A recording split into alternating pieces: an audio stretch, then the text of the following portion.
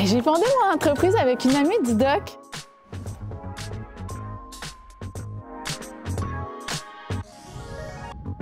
Quand j'ai commencé mon doctorat, j'avais pas de plan d'être prof ou autre chose, en fait.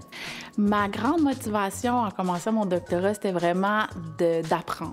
Après mon doctorat, ça n'a pas vraiment été difficile de trouver un emploi que j'aimais. En fait, ça s'est fait assez rapidement. C'était dans l'université elle-même, comme professionnelle.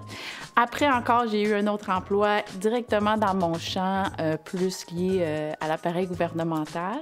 Donc, ça n'a jamais été difficile pour moi. Puis, ensuite, encore après, j'ai parti mon entreprise. Donc, ça, c'était par ma propre volonté. Ça prenait un doctorat pour faire les 3 emplois qui ont tout de suite suivi mon doctorat. Donc, l'emploi que j'ai eu à l'Université de Montréal, celui que j'ai eu dans l'appareil gouvernemental, puis ma compagnie aussi. Ce qui m'a aidé, puis ce qui m'aide encore, pour être honnête, c'est toutes les petites choses qu'on ne réalise pas qu'on apprend pendant un doctorat et qu'on apprend pour le vrai. Donc, un peu en lien avec les fameuses compétences transversales, des aptitudes d'analyse, en fait, ça c'est hyper important dans mon travail, de sens critique, mais aussi de trouver cette espèce d'équilibre fragile entre avoir confiance en ses connaissances, ses savoirs, mais être capable aussi de les remettre en question. Puis ça, c'est quelque chose que j'ai développé dans mon doctorat.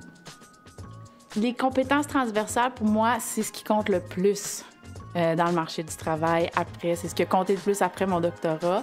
On parle effectivement de leadership, communication, créativité, mais aussi toutes ces capacités d'analyse, les capacités de critique, de comprendre une situation dans son ensemble, un peu de détourner nos a priori, nos préjugés. Tout ça, pour moi, c'est des choses que j'ai apprises dans le doctorat. Un conseil que je pourrais donner à des étudiants et étudiantes au doctorat, ce serait de faire confiance à ce qu'ils sont en train de développer, non seulement dans leur champ disciplinaire ou dans leur discipline précise, mais en dehors. Je pense qu'il faut voir aussi le domaine de connaissances qu'on développe, parce que c'est bien au-delà des des grandes connaissances précises qu'on développe, c'est plus large que ça. J'aurais aimé savoir que j'allais y arriver. Que c'était une question parfois surtout de temps et de persévérance. Donc, toute cette confiance en soi, encore une fois, pour moi, qui est habitée du doute et d'une humilité, mais la confiance de savoir que j'allais arriver jusqu'au bout.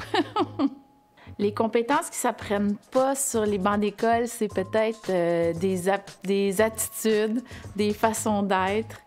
Puis en même temps, j'aurais tendance à dire que ça s'apprend un peu par le contact humain qu'on a, même à travers les connaissances. Je trouve qu'on apprend beaucoup à être.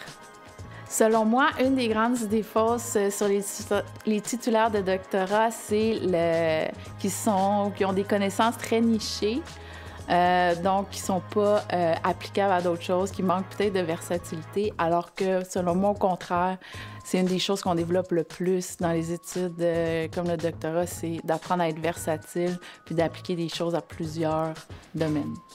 J'arrive à conserver un bon équilibre entre mon travail et ma vie personnelle en gardant toujours des moments dans ma journée pour sortir dehors, faire du sport, que ce soit du vélo, du yoga ou même juste marcher quand j'ai pas de déplacement à prévoir. Donc ça, c'est vraiment important. Comme j'ai un travail très intellectuel, je m'assure toujours de bouger un peu dans ma journée et je garde du temps dans les semaines pour mon amoureux et mes amis. J'aurais une petite lecture à suggérer. Je lis en ce moment un livre qui s'appelle « N'essuie jamais de larmes sans gants ».